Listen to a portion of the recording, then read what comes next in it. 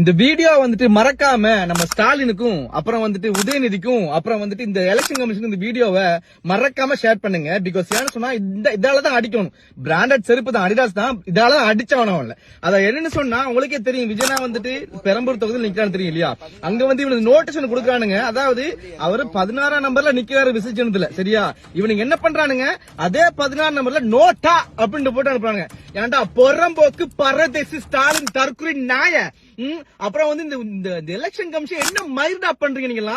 அவன்கிட்ட காசு வாங்குறதுக்கு நியாயமா வேலை செய்றீங்களா? கோல் பண்ணி கேக்குறாங்களா, ஒழுங்கான பதில் சொல்லுங்க தானே. சொன்னியா நீ இல்லையே? அப்புறம் இந்த உதயநிதி ஸ்டாலின் பொறம்போக்கு நாய், இந்த நாய் 3 பேருக்கு செருப்பாலே அடிக்கணும். இந்த எலெக்ஷன் கமிஷனுக்கு அடிக்கணும், உதயநிதிக்கு அடிக்கணும், அப்பங்கிற ஸ்டாலினுக்கு அடிக்கணும். பொறம்போக்கு நாய்ங்க. ஏன்டா டே, ஒரு மக்களுக்கு இவங்கள்ட்ட காசு வாங்கிட்டு எலெக்ஷன் கமிஷன் என்ன மாதிரி இருக்கு? என்னத்துக்கு நீங்க இருக்கீங்க எலெக்ஷன் கமிஷன் கேக்குறேன். தமிழ்நாட்டு மக்கள் நல்லா பாத்துக்கோங்க.